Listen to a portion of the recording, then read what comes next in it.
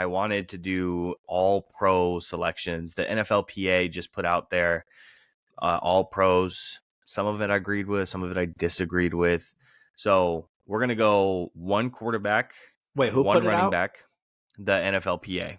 Oh, okay. So not Yeah. the Associated Press. Okay. Yeah. So the players all pro essentially, who they voted on and polling and whatnot from them. So we're going to go one quarterback, one running back, 3 wide receivers, 1 tight end, and then 1 offensive lineman per position. Obviously, left tackle, right tackle, 2 guards, and a center. So quarterback, can we get that out of the way? Lamar Jackson, we both agree. Running back, Christian McCaffrey, we both agree. Wide receiver, 3 wide receivers. We both agree on CeeDee Lamb. Are we going number 1, number 2, and number 3, or we're just picking 3? Just picking 3. Okay, CeeDee Lamb, Tyreek Hill. Tyreek Hill. Who's your 3? I think there's one guy who deserves the recognition. CeeDee Lamb, Tyreek Hill. Throw it at me. Amon-Ra St. Brown. Whew, that's a big award for him. That's a pretty big award for him, but he didn't make the Pro Bowl. And how many Pro Bowlers can you say that went and caught 119 passes for 1,515 yards and 7 touchdowns? How many guys do that and they don't get a Pro Bowl selection at the very least? 10 touchdowns. Excuse me. Yeah. 100 and I have it in front of me. 119 receptions, 1,515 yards, and 10 touchdowns. 1,515 yards and 10 touchdowns, along with 119 receptions. Damn. Well, that beats who I would have picked. Who would have you picked? What was on the top of your head right there? Jamar Chase and Justin Jefferson didn't really have the years. Devontae Adams didn't have the year. You know who had a phenomenal year and is part of this story we've been talking about this whole podcast was Amari Cooper. Oh, yeah. But Amari Cooper had 1,300 yards and 5 touchdowns. Yeah, it's like 1,250. So, 1,250. So not as good as. But I got to tell you, man, I didn't know. The thing is, I love Amon-Ra. I think it's because of Madden. But he, I didn't realize he had the season that he did. So yeah, that's definitely to me that's top 3. I have a really hard time with this next one with the tight ends. Choosing one tight end is really difficult, especially this season. There's not like a. Can we pick a fullback so I can get some more love for my team on this? Or are we just going to skip Kyle Juszczyk here? Sure. Yeah, you can pick Juszczyk if there was going to be one. I was going to pick him. Yeah. All right. But I opted. I opted for the 3rd wide receiver instead of the fullback. Sure. As most teams do nowadays.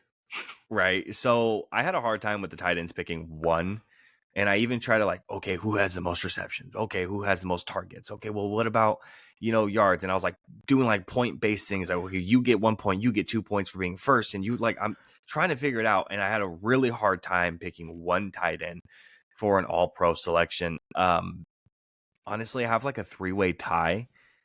George Kittle absolutely deserves recognition, 100%, for being the only tight end with over 1,000 yards. What do you have, 63 catches or something like that? So big play. I think he had 3 touchdowns in a game this year. I don't remember who they played, but I think he had. Stupid. And then Travis Kelce getting really close to that point after missing as many games as he did is really impressive. Still had a ton of catches. So he had they have 90 catches almost.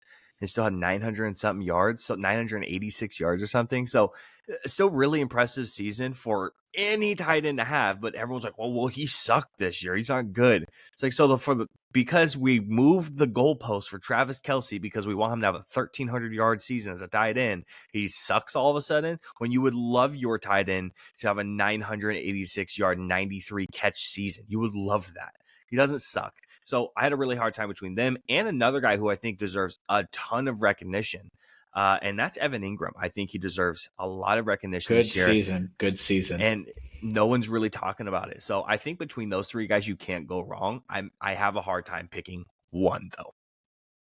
Yeah, because I watch him every week and I know what he brings to what Christian McCaffrey did this year is, to me, it's George Kittle. He's Hmm. 87.8 ranked by PFF, and nobody else is within 10 points of him. And players that Yeah. finished the season. Mark Andrews is ranked really high, but he didn't play the whole season. So um, I think that George Kittle, whether it's receiving or he operates at the highest levels of everything you want a tight end to do. Travis Kelce doesn't block. Yeah. Evan Ingram had a hell of a season. Laporta, obviously, he had a good season, but for me, I think it's pretty. Um, every year it's Mark Andrews, Travis Kelce, and George Kittle, and Yeah.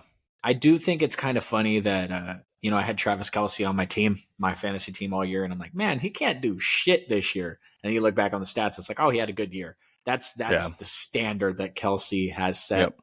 I don't think you can give him all pro nods when he had a down year in comparison to what you expect out of him. But I'm sure that's who he got the PA all pro. I'm sure He right? did. Yeah. Yes, he did. Absolutely. And then we have offensive linemen for these next five. So we have two tackles, left tackle, right tackle. My left tackle pick is unfortunately is Trent Williams. It's like the scariest guy in the league. Unfortunately, bro. Trent Williams is going to be the left tackle, and then right tackle should be Penei Sewell. So that should be the tackles right there. Left tackle, right tackle, Trent Williams, Penei Sewell. I don't even think that should be an argument. No credit for Lane Johnson. I think Penei Sewell's had a better season, and then after watching him in a couple of games, and especially against the Cowboys too, he's just nasty, bro. I mean, that was like the first year when Penei Sewell was coming out of college that we like started really following the draft and started doing this back and forth thing, and he was just so nasty. Yeah, he was so disgusting, and he just followed that through in the NFL. He had like a weird first year, and then he's just been so good after that. I want to give it to Penei Sewell for sure. That's okay. I don't disagree with you, especially I'm already giving an Eagle a spot on my list on the offensive line anyway, which is kind of weird because I might be giving a Cowboys 2 spots on my offensive line. But I had a hard time with this one. Yeah, I think, especially let's reward a different name for once. Lane Johnson has been the cream of the crop for many, many years, so I'm okay with Penei Sewell. You struggled on the guards? I did struggle on the guards a little bit. Yeah. I thought I was going to just go full homer and just, go, I'm going to go Tyler Smith, who's been fantastic and he's been lights out. I can't tell you how many times I've not said, I just haven't said Tyler Smith's name. What are you doing? What's going on? This is the first year that he's really actually played the position he was supposed to play. He played left tackle all last year because Tyron Smith was out, and then he finally moves into the position he's supposed to be, and he's potentially going to get an all-pro nod. So there was a tie with the NFLPA all-pro between him and another guard. It might be Joel Bitonio, might have been the left guard. I think Kevin Dotson also should get some love and some respect there. I think he's had a really good season as well. So Kevin Dotson and Tyler Smith, I kind of had a hard time going back and forth between those two guys for left guard at least. And then right guard, obviously, Zach Martin. And then Chris Lindstrom, I believe, was the highest rated offensive lineman or guard in the league this year. So hard to hand it out to Zach as much as I'd love to. Again, super quiet season because he just doesn't allow anything to get past him. But I think Chris Lindstrom, again, is another one I want to throw the name out there. Had a really good season as well. Yeah, the thing about that, man, is you have a good season. Falcons didn't win much. Yeah, there's a guy that plays for the Denver Broncos, who I might give some credit here. He has such a weird name, but and then obviously the kid from the guy from the Rams you already mentioned, Dotson. But yeah, I think guard is one of those. It's one of those tough positions to be recognized in because you don't want to be recognized at that position. Yeah, and absolutely. it's one of those things where the tackles get all the love because they're the ones that protect the quarterbacks the most, but interior offensive linemen are just as important. So, and then center position, I'm guessing you're giving that one up to Jason Kelce. You said you're giving it up to an Eagle, or you're giving offensive lineman position up. Yeah, you can swing that way. You can also not go wrong with swinging it towards Frank Ragnow as well. So Frank Ragnow, Jason Kelce, you can't go wrong either way. Obviously, him leading that charge of that tush push all year, you can't discount that. That whole thing works because of Jalen Hurts and Jason Kelce. 100%. It's almost unstoppable. So Jason Kelce and Frank Ragnow, you can't really go wrong. Flip a coin and you can hand it off to either one of them and be okay. And then, so for defense, we're going to go 2 edge rushers, 2 interior defensive linemen. We're going to go 3 linebackers, 2 corners, and 2 safeties. Okay. So starting off with the edge rushers, I have Micah Parsons and Myles Garrett. Does All Pro come out after the NFL awards? That's a great question. I think it does. I'm pretty sure it does.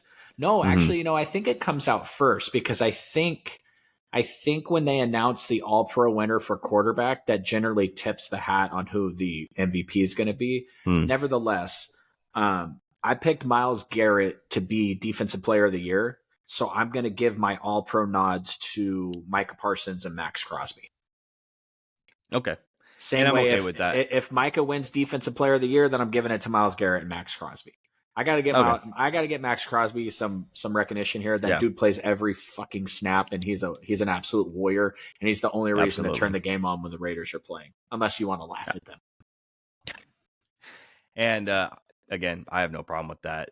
Next, for interior defensive linemen, one guy is a well-known guy, and the other one is he's known, but nobody realizes he just had like a crazy season for a defensive lineman, and nobody talks about him. So first interior defensive lineman I'm going to give it to. I'm going to give it to Dexter Lawrence, monster in the middle. The second guy I'm going to give it to is Derek Brown. I don't know if you realize this. Do you realize that Derek Brown had 103 tackles from the defensive tackles position? I just saw that the other day, and my mind was blown, bro. That's a lot of tackles. 103. It's a record-breaking year. 103 tackles. That's a lot of time to spend running at the interior of a defensive line when that guy is obviously very clearly shutting down the run. Like there's a difference between. There was years ago. I think the leader in tackles one year was like a safety.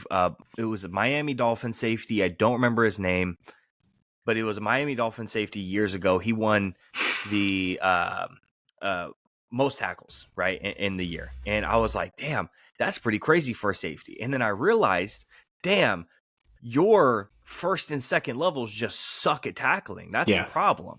You know, when you have your first level guys, your defensive tackle getting 103 tackles, bro, you have to be an all-pro. That's crazy. As much as I would love to stick Aaron Donald in there because Aaron Donald's just amazing, but dude, that's crazy. 103 tackles from the defensive tackle position. He needs more love. Derek Brown, and again, the Panthers suck, so obviously he's not going to get a lot of love there, and that's going to be a big issue. No one's going to care because they suck. Yeah, you definitely don't want a corner that leads your team in tackles. That's never a good statistic. Right. You don't want a safety leading your team in tackles. We saw early on in the season how terrible the Chiefs looked without Chris Jones playing. And then when he came back, that defense was really a strong point for them and got them into the playoffs and allowed them to win a bunch of games. So I don't disagree with your pick, but because he plays for the Panthers and they didn't do anything this year, I would probably lean Chris Jones. Although, I mean, sometimes these writers get lazy, and it might be Aaron Donald, but he really, to me, didn't do much this year. So I love the guy from the Giants you just mentioned. It's crazy how now that I've gotten into the draft stuff, I'm always, the kid from Bama, the kid from Georgia, the kid from Oregon. Right. You know, I know where they came from. You just never remember their freaking names. Yeah, Lawrence and Chris Jones would be my picks there. And then we have 3 linebacker picks. I think the one we're going to agree on immediately, best linebacker in the league, unfortunately. He's been the best linebacker in the league for years now. Fred Warner obviously gets the first nod. And I think the other 2 nods should probably go to Roquan Smith because he's been a big transformative piece for that Ravens defense. And he's just been like a black hole in the middle of that field. And then I think the other one is a guy who's just a vet and he does it year after year after year after year. Is Demario Davis. So I think those 3 guys, the only, to me, surefire dude is Fred Warner. I think the other two guys just deserve the recognition. Yeah, I mean, obviously Fred Warner, I think he's a shoe-in for it. Roquan Smith, or even his running mate, Queen is a really good pick. Yeah. Unfortunately, Matt Milano got hurt earlier this year, so that kind of takes him out of the running. But I actually the don't. kid from the Jets too as well. I don't remember his name. Williams. It's one of the Williams brothers. It's not Quinnen. It's the other one. Yeah. See, he had a really good. You do the same thing. You do the same thing I'm doing. Yeah. And then, what's that linebacker's name? And I'm not going to hijack it trying to think of the name, but actually, I don't hate those picks. Obviously, anytime a 49ers involved, I'm going to tend to agree. So, right, I imagine with this, we're going to go corners next. We're going to talk about a Cowboy here, so we'll get you some love shortly. Damn, and I just realized I wish I could pick three corners because God damn it, three corners. I wish I could do. Damn. Okay, we're gonna do corners. Okay, so my two picks, I'm knocking one of the corners out, and I'm actually putting the other guy in. Jalen Johnson is gonna get one of the nods because he's been ridiculous all season. Didn't allow a wide receiver to get 25 yards on him all year in one individual game. Ridiculous. I was gonna put Deron Bland here, obviously. Totally forgot about Chadarius Ward from the Niners. I totally forgot about the season he's had, and dude, totally spaced on me. And I would love to give it to Deron Bland, but when you had an amazing season for like that first 11, 12 weeks, wasn't allowing like any yards to anybody, and all of a sudden you allowed like 700 yards, and it felt like most of it came at like the third quarter or like the fourth quarter of the year. It's not a great look, dude. And I think that's what really knocked him out of, obviously, the defensive player of the year. That game against DK knocked him out pretty much immediately. And then he just went and did a big slide right after that. So honestly, I would love to put Deron Bland there. If there's a third corner position, if we take out one of the linebackers and we throw in a corner, it's Deron Bland. But I totally forgot about Ward. I think he definitely deserves to be at that spot, in that corner spot there. And if Jalen Ramsey plays all year, he probably gets in there. He had a really good season when he played. But Jalen Johnson and definitely deserves to sit there. Yeah, I think corner's like one of those ones where it's like Patrick Surtain definitely deserves it this year. He was freaking amazing. Yeah. Jalen Johnson was amazing. I honestly do believe that Mooney Ward is an all-pro this year.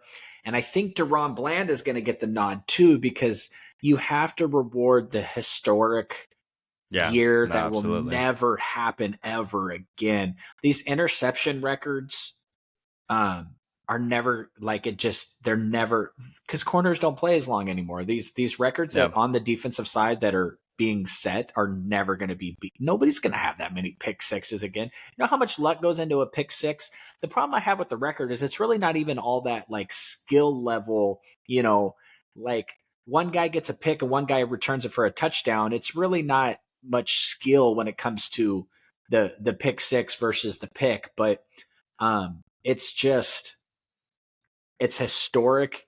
It's never going to happen again.